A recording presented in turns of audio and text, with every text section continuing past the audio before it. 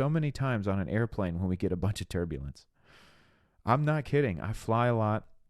I've flown through some pretty rough turbulence. I flew through almost a hurricane. It was the beginnings of a tropical storm in New York before. I have the video on my phone. It was insane. I mean, normally a plane will drop like one time or two in turbulence. This was like dropping, then dropping one side, then dropping to the other. I mean, it felt like a roller coaster.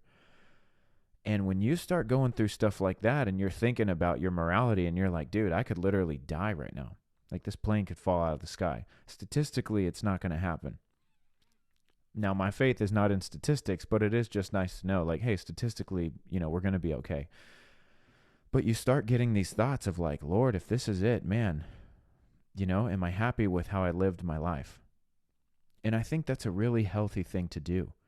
And listen, you don't have to be on a turbulent airplane to have that thought. I want you, after this podcast, just sit down for a minute and just imagine that the Lord was going to return tonight. Are you happy with how you've lived your life? Are there things that you would change? You see, there's people that have this thought in their mind and they're scared. Now, the Bible says that you can have confidence on that day. Why? Because you've abided in him.